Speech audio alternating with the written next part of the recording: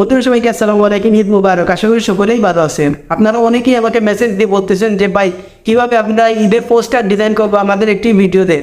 অনেক ইউটিউবাররা যে ভিডিওগুলো দেয় তাদের ভিডিও থেকে পাসওয়ার্ড কালেক্ট করতে হয়, যেটা অনেকে করতে পারেন না এবং ডিজাইনও করতে পারেন না। তো আমাকে অনেকে মেসেজ দিয়ে বলতেছেন যে ভাই খুব সহজে কীভাবে আমরা পোস্টার ডিজাইন করতে পারবো, আপনি একটি টিপস অ্যান্ড ট্রিক্স ভিডিও দেন। তো আজকের এই ভিডিও থেকে দেখাবো কীভাবে আপনারা খুব সহজে পোস্টার ডিজাইন করতে পারবেন। তো ভিডিওটি শুরু করে আগে যে কথাটি বার না বলতে হয়, আপনি যদি আমার চ্যানেলে নতুন দর্শক হয়ে থাকেন তাহলে অবশ্যই চ্যানেলটি সাবস্ক্রাইব করে পাশে থাকা বেল আইকনটি বাজিয়ে দেবেন। আর যারা অলরেডি সাবস্ক্রাইব করেছেন তাদেরকে অসংখ্য ধন্যবাদ। বরাবরের মতো আমি আপনাদের সাথে আছি মোহাম্মদ রাসেল। চলুন ভিডিওটি শুরু করা যাক।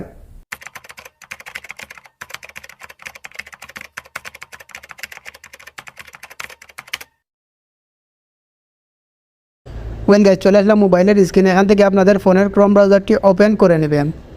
আমি সরাসরি এই সাইডে চলে আসছি। আপনারা ফোনের ডিসক্রিপশন বক্সে একটি লিঙ্ক পেয়ে যাবেন, এক ক্লিকে এই সাইডে চলে আসবেন। এখানে দেখতে পাচ্ছেন ইউর আনসার লেখা আছে, এখানে একটা টাচ করবেন। এখানে একটি পাসওয়ার্ড দিতে হবে, এখানে আপনারা পাসওয়ার্ডটি দিয়ে দিবেন। পাসওয়ার্ডটি হচ্ছে 4321 লিখে এখানে সাবমিটে ক্লিক করে দিবেন। তো এবার এখানে দেখতে পাচ্ছেন ফাইল ডাউনলোডের একটি অপশন চলে আসছে, এখানে একটি ক্লিক করে দিবেন।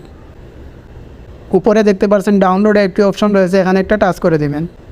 তো এবার এখান থেকে পিএলপি ফাইলটি এখান থেকে ডাউনলোড করে নেবেন। দেখুন আবার ডাউনলোড হয়ে গেছে। এবার এখান থেকে আমরা ব্যাক দিয়ে চলে আসব। এখন আপনাদের ফোনে একটি অ্যাপ্লিকেশনের প্রয়োজন হবে। প্লে স্টোর থেকে আপনারা পিক্সেল ল্যাব অ্যাপসটি ডাউনলোড করে নেবেন।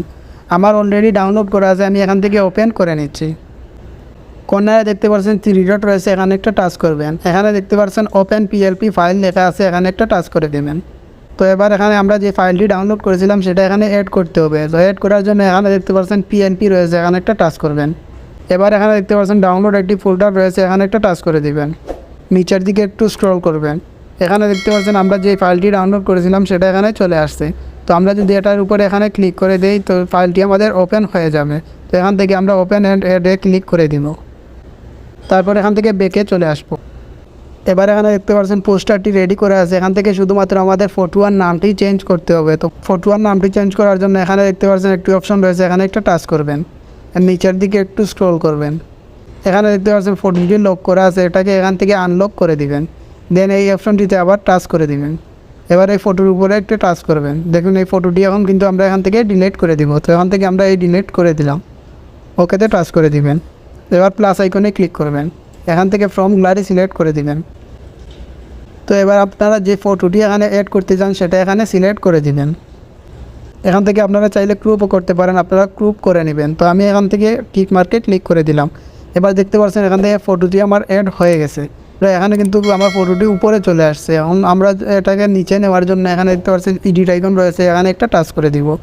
দেন এখানে দেখতে পাচ্ছেন আরেকটি অপশন রয়েছে, এখানে একটা টাচ করে দিব। এবার দেখতে পাচ্ছেন ফটোটি কিন্তু খুব সুন্দরভাবে কিন্তু বসে গেল। এবার এখানে আমরা নাম চেঞ্জ করব। নাম চেঞ্জ করার জন্য এখান থেকে আমরা এই অপশনটিতে আবার টাচ করব। এখান থেকে আমরা নিচের দিকে একটু স্ক্রল করব। তো এবার এখানে দেখতে পাচ্ছেন মোহাম্মদ মনিরুজ্জামান রয়েছে, এখানে আমরা আমাদের নামটি বসিয়ে দিব। নাম বসানোর জন্য এখান থেকে এডিট আইকনে ক্লিক করবেন। এখান থেকে আবার এডিট আইকনে ক্লিক করবেন। এখানে আপনার নামটি বসিয়ে দিবেন। তো আমি এখানে আমার নামটি বসিয়ে দিচ্ছি। ওকে, এখান থেকে নামটি বসানো হয়ে গেলে এখান থেকে ওকেতে একটা টাচ করে দিবেন। তো এবার দেখতে পাচ্ছেন এখানে কিন্তু আমার নামটিও চলে আসছে। তো এভাবে চাইলে আপনারা খুব সহজে ঈদের ব্যানার বানাতে পারেন। তো এবার এটাকে সেভ করার জন্য এখানে সেভ আইকনে ক্লিক করবেন। এখান থেকে সেভ এস ইমেজে ক্লিক করে দিবেন। তারপর এখান থেকে সেভ টু গ্যালারিতে ক্লিক করে দিবেন। দেন আপনার ফটোটি গ্যালারিতে সেভ হয়ে যাবে। তারপর আপনারা সোশ্যাল মিডিয়াতে আপলোড দিতে পারেন। তো এই ছিল আজকের ভিডিওটি ভালো লাগলে অবশ্যই এটা লাইক করে দিবেন, কমেন্টে আপনার মতামত জানিয়ে দিবেন। আজকের মতো এখানে বিদায় নিচ্ছি, দেখা হবে নতুন কোনো ভিডিও নিয়ে। ততক্ষণ ভালো থাকবেন, সুস্থ থাকবেন। আল্লাহ হাফেজ।